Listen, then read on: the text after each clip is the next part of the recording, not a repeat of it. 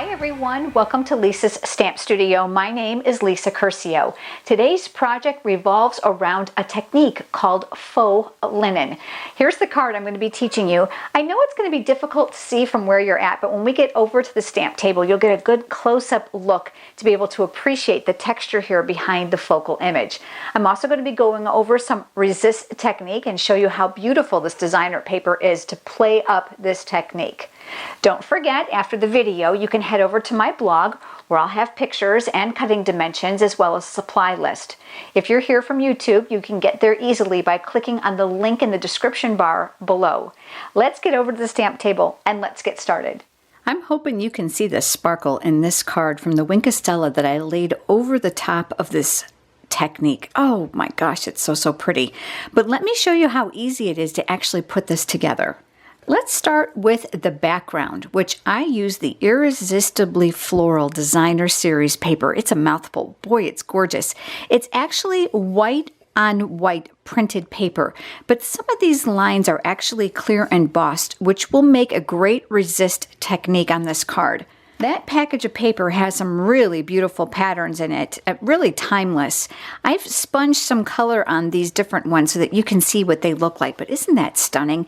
The great thing about this white on white is obviously you can use it like this, or you can add color by simply sponging color. You could get fancy and marker, and you can spritz color on. Lots of different things you can do. So there's really no end to your imagination using these. Love them, and they are in the annual catalog. I'm going to be using Watermelon Wonder ink on the base of this card. So I'm going to open that up and set that here to the side.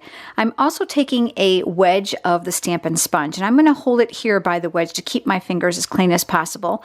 So I'm going to load up some ink here on the sponge, but I know this is a really strong color and I want to be able to control it. So I'm actually going to take some of the ink off.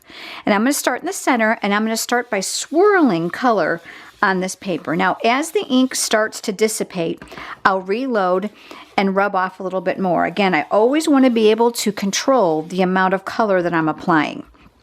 So same thing again, and you're going to also notice that I'm doing a larger concentration of color on the center of this card and then moving the lighter areas to the outside. So I'm just going to repeat this over the card until I have it looking the way I want it to look. There's really no right or wrong way to this technique. You're also going to find that no two are going to be alike. They're all going to look slightly different. So if you like a little bit more white, leave more white. If you like it darker, leave it darker. I'm going to add a little color everywhere because I want to make sure that my pattern shows to coordinate with my project. So I'm going to do this here. I'm going to turn my paper a little bit. That'll make it easier for me to get around. Oftentimes people try to turn their hand. I don't know about you, that just never works out really well for me. I end up wearing ink somewhere. So I'm going to add a little bit more, I think, here in the corner. And if you decide you want it darker, like I said, go back over it. So now we're going to go back over it and concentrate some color on some other areas. Really an easy technique. The sponge brayers work with this as well, so if you prefer that, that works well too. I like the control of a sponge. It's just my thing. So I'm just going to add a little bit more color here. I want to make sure that it looks close to watermelon as possible because of the coloring that I'm going to do.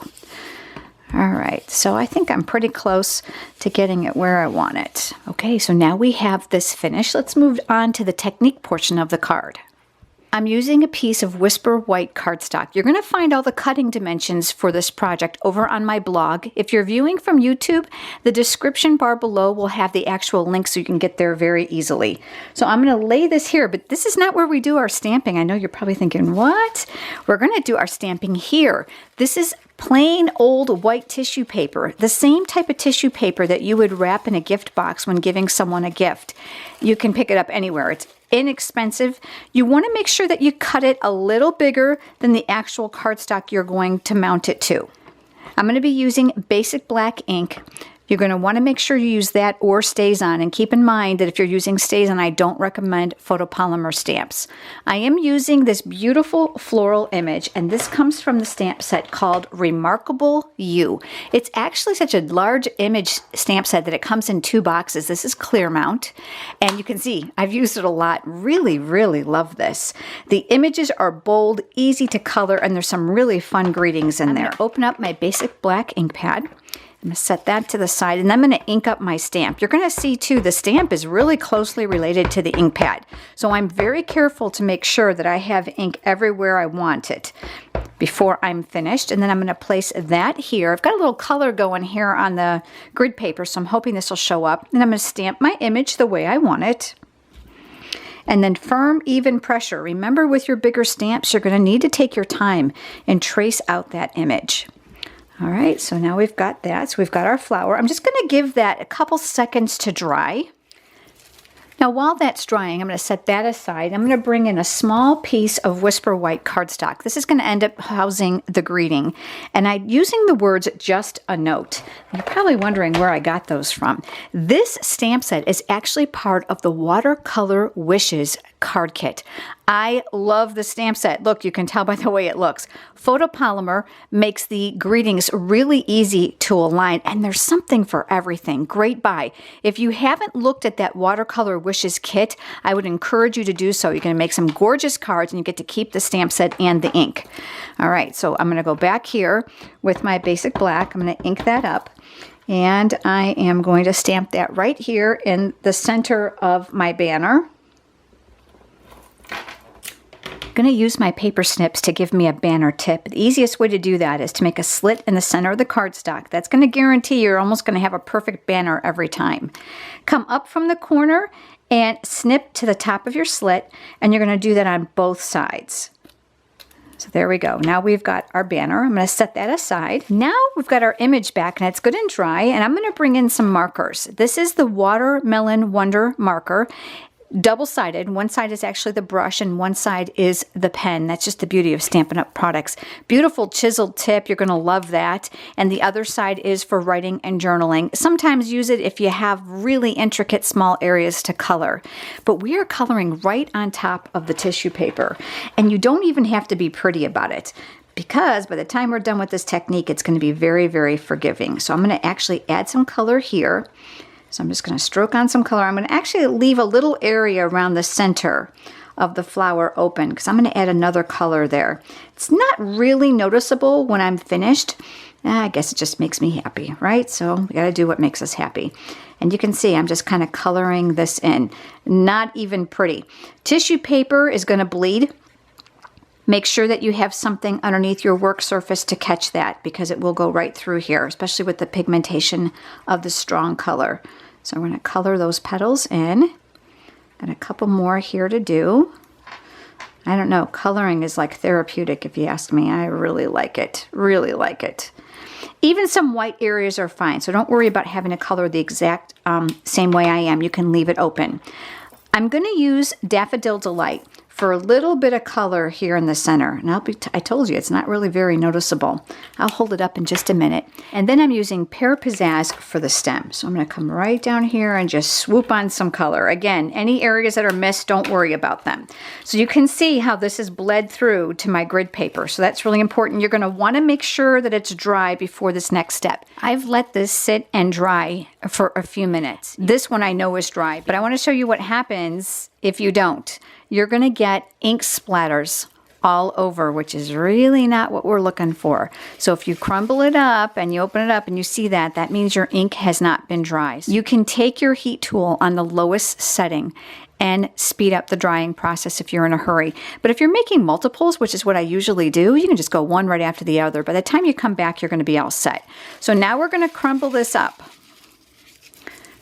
All right, we know it's dry. We're good to go. We're going to crumble it up. And then we're going to open it up. And this is where the magic of the faux linen comes in. And linen clothing, you'll notice, looks like it's been slept in, and when it's worn, that's what we're looking for. We're looking for that really worn image. Now you're going to see here, look at the stamped image goes this way. So this is actually the reverse side, and this is the front side. You're going to ask me if it matters which side you use. The answer is no. It's completely up to you. Because it's so transparent, it doesn't matter. I do this a couple times because I want to make sure I've got a lot of good creases. You're also not going to want to push too many of those creases out. So I'll explain that to you as we get ready to adhere it. Be careful because again, it's tissue paper. You don't want to rip it. So we're going to stretch that open on the ends, which I know I have extra from what I'm going to need. Bringing in my piece of cardstock to make sure that it's going to fit, and it is.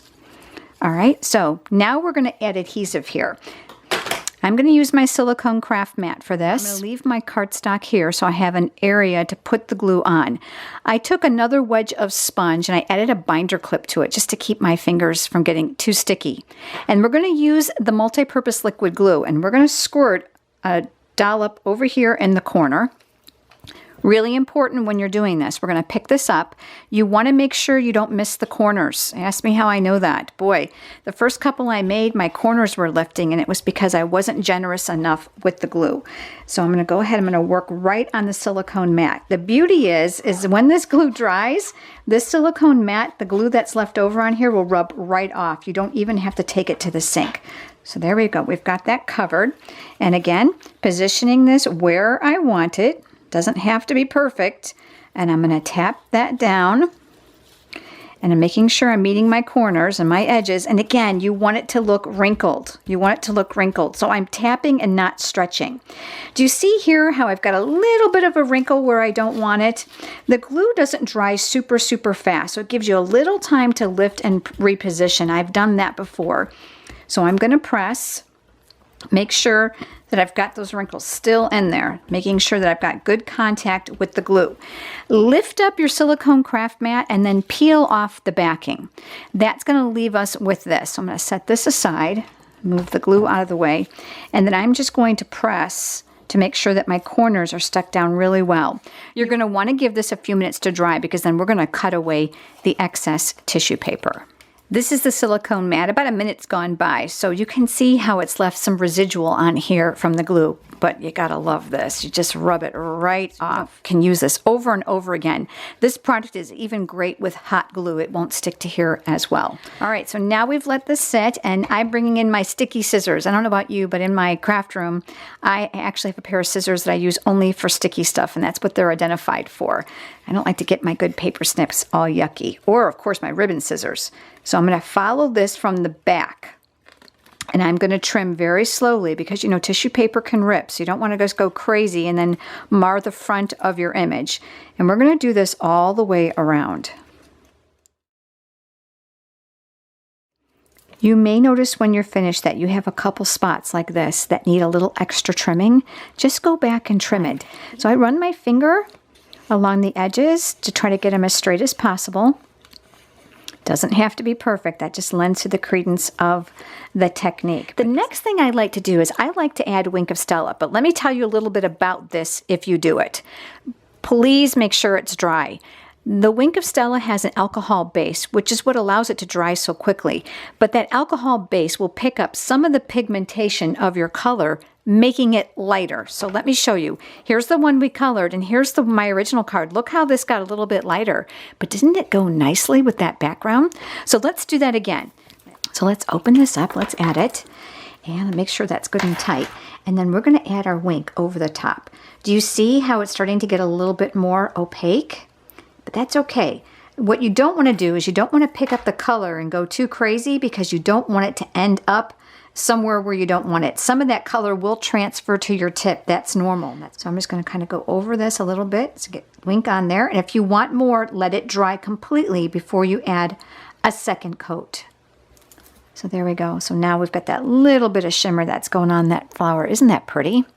I like to brush off my tip to make sure if there's any residual ink on there, I'm not transferring it to the next project. I'm going to set that aside for a quick second, and I'm going to pull in a piece of basic black cardstock. This is going to be for the base of my card.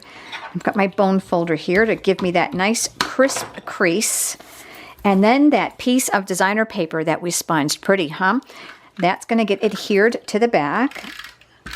And I'm going to put that right here on the base of our card. So I'm going to leave a little bit of a border all the way around. I like to rub from the back because it never fails. I have inky fingers. Okay, so here's our image, and I've cut a piece of basic black to layer it, and then I'm just going to put adhesive on the back. Now, because we've added glue to this, I'm a little bit more generous with my adhesive on this piece. I want to make sure my corners are not going to lift as the glue continues to dry and settle, and that's going to get layered on top of here. And again, I'm rubbing from the back. Now I'm going to use dimensionals. I like that little lift that the dimensionals are going to give me, so I'm going to pull off a couple of those, position those on the back side. So I'm going to do one in each corner, and I'm also going to do one in the center, just so I can make sure that as it goes through the mail machine at the post office, it doesn't get too saggy on the person who's going to be receiving it. All right, so then I'm going to put this right here in the center of my card, but guess what? I'm going to do a little bit of a tip. Now, if you don't like that, that's fine. Remember, it's your card. It's not wrong if it's yours. And then here's our greeting. I'm going to flip that over, and I'm going to add a couple dimensionals to the back of that as well. And I'll take off the paper backing for here. And this is going to go across my image like so. So I'm going to just mount that here. Give my ends just a little bit of a fluff. So there we go. Now, do you see the difference? Check it out. A lot lighter. A lot darker. You want to know why? Do you see how the image is mirrored? This one is actually the front where I stamped it. This one had been flipped over. So when I added the wink of Stella, it actually did not lighten the image as much as it did here when I did it from the front where I had actually stamped and colored. Just another great tip for you to give some variation to your project. I am super glad you joined me. Head over to my blog for pictures and cutting dimensions and the supplies. While you're there, check out the online classes tab. Would love to stamp with you from home. Have a great day, everyone. I'll see you next time.